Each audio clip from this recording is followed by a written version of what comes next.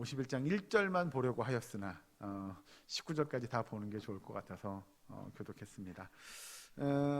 여러분 51편 그 앞부분 위에 보면 보통 요즘 성경은 파란색으로 이렇게 써 있습니다. 다윗의 시, 인도자를 따라 부르는 노래. 다윗이 밧세바와 동침한 후 선지자 나단이 그에게 왔을 때라고 적혀 있죠. 사실 이 시편 51편은 우리가 아는 대로 그 적혀 있는 대로 다윗이 우리아의 아내 밧세바와 간음을 하고 난 이후 이 우리아를 죽이죠.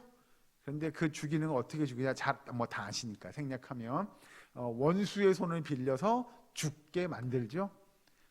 그러고 나서 하나님께서 이 다윗에게 나단 선지자를 보냅니다. 그런데 이 일이 예를 들어서 지난주, 이번 주, 다음 주 이렇게 착착착 이루어지는 게 아니라 우리아의 아내, 그러니까 밧세바와 동침하고 난 이후에 나서 한 1년 정도의 시간이 흐르고 난 시점입니다. 그러니 이 우리아를 적진에, 그러니까 말 그대로 사지로 내몰아서 적군, 원수로 하여금 그를 죽게 만들고 난 이후에 다윗의 마음이 어떠했겠느냐라고 하는 것들을 우리가 좀 짐작해 볼 수 있지 않을까 싶습니다. 그런데 시편 51편 이 내용을 잘 보시면 사실 어떻게 보면 구약 성경에 등장하는 그 어떠한 시 내지는 어떠한 기도문보다도 정말 은혜가 절절절 넘치고요. 한 구절 한 구절이 이렇게 주옥 같은 글귀라고 생각되어질 만한 내용이 바로 이 시편 51편의 내용입니다. 그러면 이 내용, 그러니까 이제 아시니까 시편 51편의 내용을 적고 있는 다윗의 마음이 어떠했느냐를 먼저 보고, 그러면 그 마음 가운데 다윗이 어떻게 이런 주옥과 같은 글귀를 쓸 수 있었겠는가를 좀 살펴보면 오늘 은혜가 되지 않을까 싶습니다. 자, 먼저 잘 보시면 다윗의 이 시편을 적고 있는 그 내용 가운데 어떻게 그러면 다윗이 이렇게 주옥과 같은 글귀의 내용들을 적을 수 있었느냐라고 이야기하는 걸 힌트를 하나 찾아보고 말씀을 이어갑니다. 신약성경으로 넘어가시죠. 로마서로 넘어갑니다.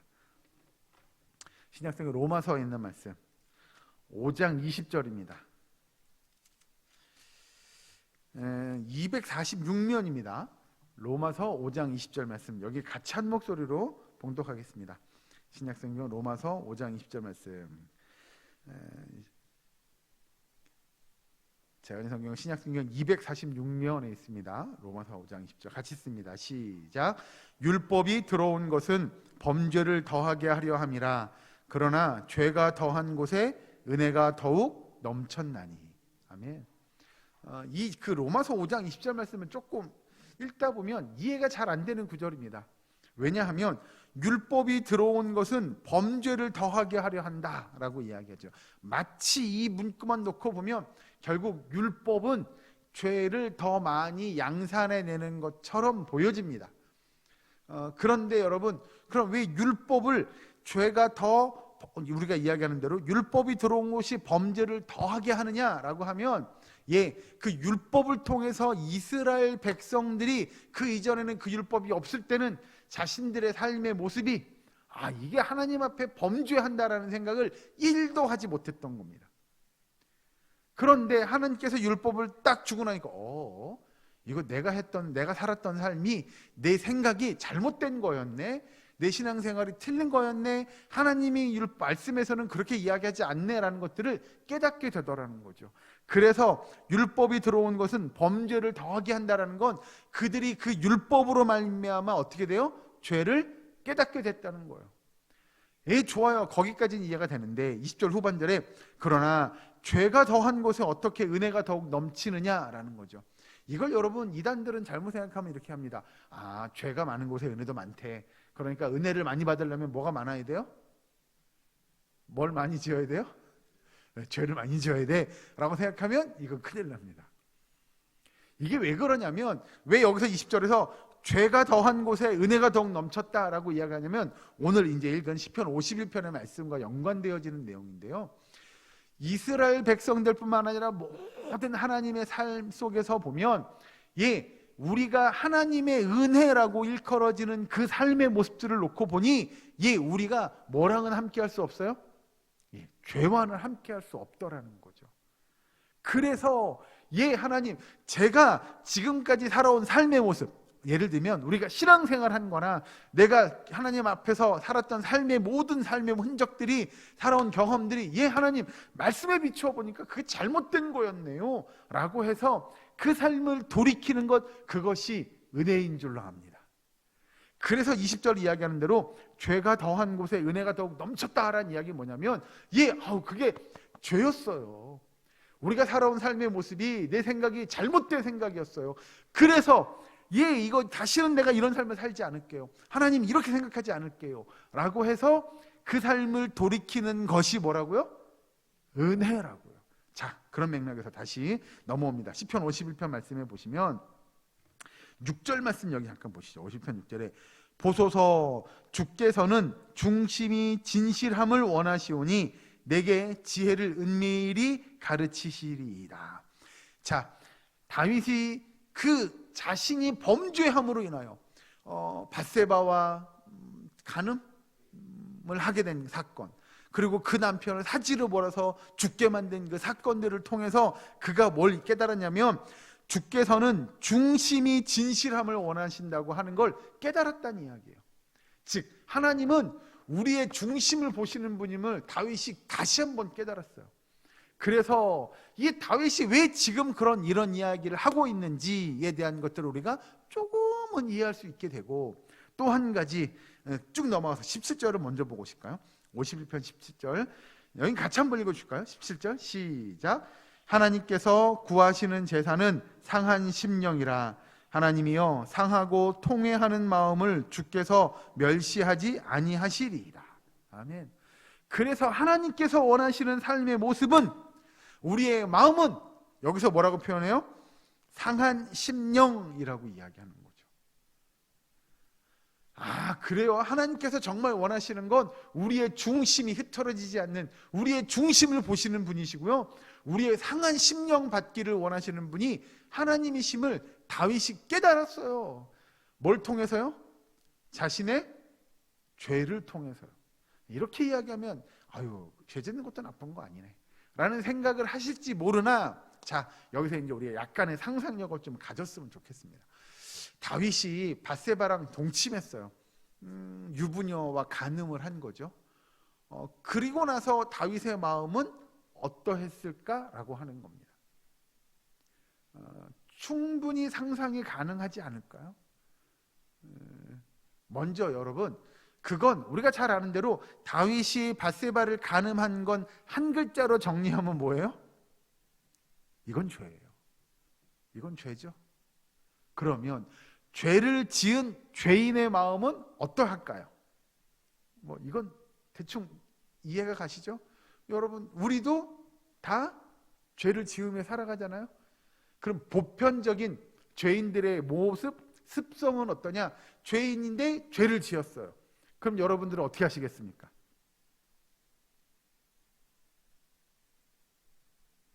별로 다 해보셨잖아요. 다 아실 것 같은데요. 죄인인데 죄를 지으면 어떻게 해요? 일단은 숨기고 보죠. 네? 우리 보통 그런 거 있잖아요. 우리 자녀들이 집에서 잘못했어요. 죄를 지었다고 표현하기 좀 그러니까 잘못했어요. 그러면 이제 엄마 아빠가 물어보죠. 너 일로 와봐. 너 이거 했어 안 했어? 그럼 뭐라 그래요? 자녀들이 뭐라고 이야기하죠? 아니요. 이거죠. 안 했는데요? 저 모르겠는데요? 라는 거죠. 이건 뭐예요? 두 글자로 표현하면 부인하는 거죠. 죄인의 보편적인 습성은요, 부인하는 겁니다. 저 안 했어요. 제가 그런 거 아니에요. 저 몰라요. 라고 자기 죄를 인정하지 않는 모습이 보편적인 모습이죠. 그리고 나서 그 죄 지은 것이 예를 들어서 정말 들통나고 다 밝혀질 상황이 되면 어떻게 하느냐? 자기 합리화를 합니다. 아니요, 그건 제가 일부러 그런 건 아니고요. 저도 어떻게 하다가 저도 실수한 건데요. 라고 자기 합리화를 하죠. 그건 저만 그런 거 아니라 다른 친구들도 그렇게 하고요. 다른 집도 다 그렇게 하고 다른 사람들도 그렇게 해요. 라고 이야기하죠. 그러면 오늘 다윗도 잘 보세요. 우리아를 사지로 내몰고 그의 아내와 동침했다, 간음했다라고 하는 걸 다윗은 어떻게 했겠느냐라는 거죠. 예를 들면 우리가 다 꿈꾸는 대로 다윗은 어떤 사람이죠, 여러분? 다윗은 훌륭한 왕이죠. 그리고 전사죠. 그리고 뭐 이스라엘 민족을 정말 강성한 나라로 만든 왕. 아마 거짓말 조금 못하면 다윗의 그 명성 또는 다윗의 명예나 권력은요, 날아가는 새도 떨어뜨렸을걸요. 그 정도로 다윗 왕은 명예와 권세가 뛰어난 왕이었어요. 그런 왕이 지금 죄를 범했어요. 뭐 그냥 한 여인을, 뭐 예를 들어서 유부녀이긴 하지만 그 여인을 자기가 갖고 싶었다, 자기 여인으로 만들고 싶었다. 사실은 못할 게 뭐가 있었겠어요. 왕이잖아요. 능력 있는 왕이었고 온 백성들이 추앙하는 왕이었을 거 아니에요. 그런데 그가 그런 죄를 범하고 나서 1년이라는 시간이 흐르는 동안 그는 뭐 하지 않아요? 그 죄를 고백하지 않아요. 그래서 나단 선지자를 보내죠, 하나님께서. 그게 그냥 어제 있었던 일을 오늘 나단 선지자가 와가지고 당신 어제 왜 그랬어요? 라고 묻는 게 아니에요. 하나님께서는 다윗에게 충분한 시간을 주신 거예요. 뭐 할 수 있는 시간이에요? 죄를 고백하고 용서를 구할 수 있는 시간을 준 거예요. 그런데 다윗은 그럼에도 불구하고 죄를 지적받았을 때 그가 겸손하게 나타나지 않는다는 거예요. 오히려 보편적으로 우리가 상상해 볼 수 있는 것처럼 부인하고요, 합리화했어요. 그런데 하나님께서 다윗에게 나단 선지자의 그 가르침을 통하여 다윗이 변화되게 만들어요. 즉, 이 이야기는 무엇이냐? 하나님께서 다윗에게 기회를 주시는 거예요. 그 1년의 시간을 줬는데도 불구하고 그가 돌아오지 않고 회개하지 않고 고백하지 않자 하나님은 선지자를 보내서 일명 다윗의 죄를 깨닫게 만들어주세요. 중요한 건 여기 있는 거죠. 하나님께서 나단 선지자를 통하여 다윗에게 그 죄의 고백을 할 수 있는 기회를 주셨을 때 다윗은 그 기회를 잡았어요. 놓치지 않았어요. 이게 여러분 우리가 이야기하는 대로 하나님의 은혜인 줄로 믿으시기 바랍니다. 여러분, 아까 말씀드린 대로 다윗은 정말 훌륭한 왕이에요. 능력 있는 왕이에요. 많은 사람들로부터 그냥 신임을 얻는, 두터운 신임을 받았던 왕이에요. 그런데 그런 왕도 뭐 하더라는 거예요? 죄 짓더라는 거죠. 죄의 유혹에 넘어가더라는 거예요. 그러면 저와 여러분은 어떻습니까? 우리는 솔직히 말할 것도 없죠. 저와 여러분에게도 항상 뭐의 유혹이 있을 거예요? 그 죄의 유혹이 있을 거예요. 아니, 다윗도 넘어가더라고요. 다윗도 그 죄의 유혹에 넘어가던데, 그러면 저와 여러분도 어떻게 보면, 이런 표현이 조금 불편하지 않을 수 있긴 하겠지만, 저와 여러분도 어떻게 보면 다윗처럼 그 죄의 유혹에 충분히 넘어갈 수 있는 연약한 사람들이잖아요. 다윗도 넘어가는데요. 우리는 두말하면 입 아프죠. 항상 죄의 유혹에 넘어갈 수 있는 사람들이 바로 우리잖아요. 중요한 건 죄의 유혹에 안 넘어가면 너무나 좋겠으나 죄의 유혹에 넘어가기도 한다고 한다면 우리가 죄를 안 짓는 게 가장 최선이겠으나 죄를 지은 다음에 우리가 어떻게 할 것인가가 더 중요하다는 거죠. 성경에서 이야기하는 대로 오늘 시편 51편에서 이야기한 대로 아까 10절에 9절부터 볼까요? 9절. 주의 얼굴을 내 죄에서 돌이키시고 내 모든 죄악을 지워주소서라고 하는 그 죄의 고백, 하나님 앞에 죄의 용서함을 구하는 다윗의 고백이 있었던 것처럼 여러분, 우리도 그런 고백이 있어야 되는 줄로 믿으시기 바랍니다.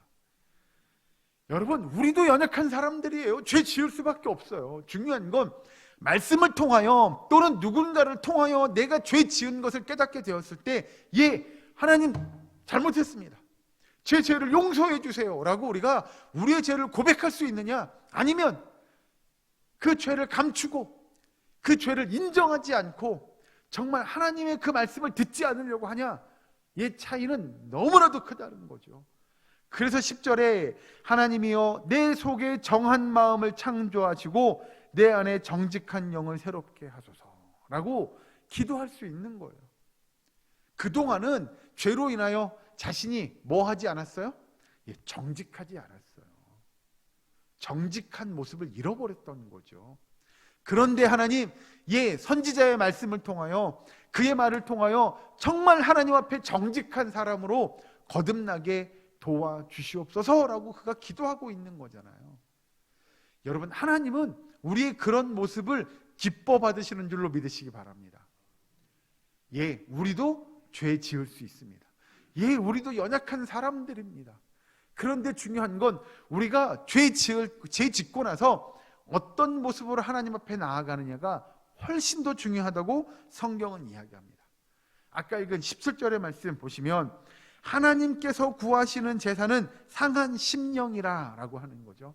그러면 여기서 이야기하는 상한 심령은 도대체 무엇이겠느냐라고 하는 겁니다. 여러분, 우리가 이 땅을 살아가면서 하나님께서 우리에게 주신 이 모습으로 내가 온전하게 하나님의 백성, 하나님의 자녀답게 이 땅을 평생토록 영원토록 살아가면 좋겠으나 그러지 못하다는 게 문제일 것 같습니다. 우리는 다윗의 고백처럼 정말 연약하고 부족하고 우리도 죄성을 놓치지 못하는 그런 부족한 사람들이라고 한다면 정말 하나님께서 우리들에게 원하는 우리의 삶의 모습이 상한 심령이다 라고 이야기하고 있다면 그럼 도대체 상한 심령은 뭐냐라고 하는 거죠. 여러분, 이 상한 심령은 쉽게 표현하면 그겁니다. 내 자신이 산산이 부서진, 내 자아와 내 욕심과 내 교만한 모습이 산산이 부서진 우리의 마음입니다. 그걸 다윗은 여기서 상한 심령, 하나님께서 구하시는 제사는 상한 심령이라 라고 고백하는 거죠. 그래서 내 생각과 내 뜻과 내 자아를 내려놓는 삶이 필요해요. 하나님의 말씀 앞에 순종하는 모습이 필요합니다. 말씀을 말씀되게 듣고 그 말씀에 순종함으로 하나님의 믿음의 역사를 이루어가는 일들이 우리 가운데 필요하다는 거예요. 그래서 말씀 듣기를 사모하는 저와 여러분 되기를 주의 이름으로 간절히 축원합니다. 그 말씀을 통하여 우리의 삶을 비추어 보셔야 돼요. 내가 지금 살아가는 이 삶이 하나님의 말씀을 비추어 보니 올바른 삶이냐, 정직한 삶이냐, 신실한 삶이냐를 놓고 보시는 거예요. 하나님의 말씀에 비추어 봤더니 아이고 제가 잘못 살아왔네요. 제가 죄를 짓고 있었던 것 같아요 라고 한다면 깨닫고 빨리 돌이키는 게 훨씬 더 중요하다고 성경은 이야기합니다. 그래서 그 17절 중반에 뭐라고 했냐면 하나님이여 상하고 통회하는 마음을 주께서 멸시하지 아니하시리이다. 그래서 여러분, 통회하는 마음, 우리의 죄를 뉘우치고 주님 앞에 고백하며 하나님 저희 죄를 용서해요 주시옵소서라고 고백할 수 있는 저와 여러분 되기를 주의 이름으로 간절히 축원합니다. 여러분, 이 시간 오늘 말씀을 빌어서 결론으로 말씀을 마치죠. 정말 우리의 삶이 상한 심령 되기를 주의 이름으로 간절히 축원합니다. 우리의 삶이 하나님을 바라보고 말씀을 듣고 깨달으며 상한 심령을 갖고 이 시간도 주 앞에 나와 기도하고 간구하고 하나님의 놀라운 믿음의 역사들을 이루어가고 하나님 앞에 기도하며 간구할 때 정말 우리의 내 자아와 내 욕심과 내 생각과 내 뜻을 내려놓고 하나님의 말씀을 통하여 다시 한번 새롭게 되는 그 은혜의 변화가 역사가 일어나는 우리 기도의 시간, 이 시간 주의 그 은혜의 자리가 되기를 주의 이름으로 간절히 축원합니다. 기도하겠습니다. 사랑과 은혜 하나님 감사합니다. 하나님의 은혜로 말미암아 우리가 하나님의 말씀 앞에 올바로 설 수 있도록 주여 도와 주시옵소서. 우리가 상한 심령으로 주 앞에 나아가기 원합니다. 아버지, 우리의 죄를 깨달아 알게 하여 주시옵소서. 주님 앞에 우리의 죄를 담대히 고백하고 죄 용서함의 은혜를 경험하는 주의 백성들 될 수 있도록 주여 인도하여 주시옵소서. 아버지, 이 시간도 간구하며 기도하오니 주께서 은혜를 베풀어 주시옵소서. 우리가 부르짖으며 함께 기도할 때 성령의 충만한 은혜의 역사를 주님 허락하여 주시옵소서. 아버지, 이 시간 성령님의 은혜가 함께 기도하며 간구하며 부르짖기 원하는 우리의 사랑교회 모든 권속들에게 임하기를 간절히 바라옵고나오며 예수님의 이름으로 기도하옵나이다. 아멘.